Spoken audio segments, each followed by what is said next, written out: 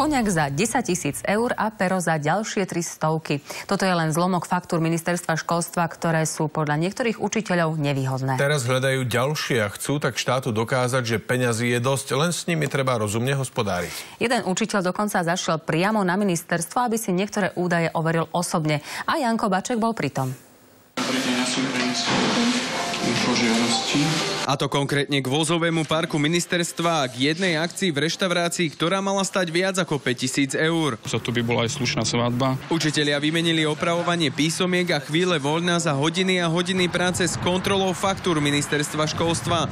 Hľadajú tak rezervy štátneho rozpočtu. Podarilo sa im to napríklad pri vozovom parku, kde podľa ich slov niektoré autá majú najazdené nereálne počty kilometrov. Neviem si predstaviť, ak tu na ministerstve cez Vianoce jazdili 500 kilometrov. Nevýhodné majú byť príliš drahé údržby ministerských aut, ktoré sa pohybujú v tisíckach eur. Toto je vec, ktorú teraz rieši aj audit ministerstva financií. Tam chystáme trestné oznámenie. Ďalej chcú zistiť, prečo boli niektoré autá vyradené a komu boli predané. Okrem toho našli vo faktúrach aj to, že si rezort školstva mal objednať fľašu koniaku za 10 000 eur alebo pero za 300 eur. Myslím si, že tu sú aj oveľa väčšie úniky. Učiteľom sa nepáči aj to, že ministerstvo zmrazilo priamy prístup k naskenovaným faktúram za roky 2011 a 2012.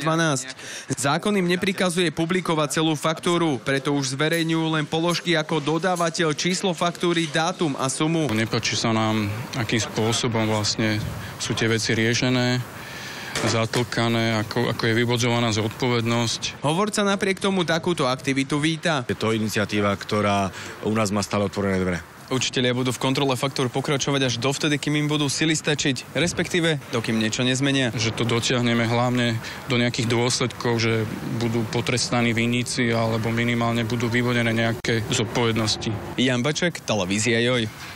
Téme pochybných faktúr sa ešte určite budeme venovať. Učitelia údajne nachádzajú stále nové a nové nezrovnalosti v hospodárení ministerstva školstva.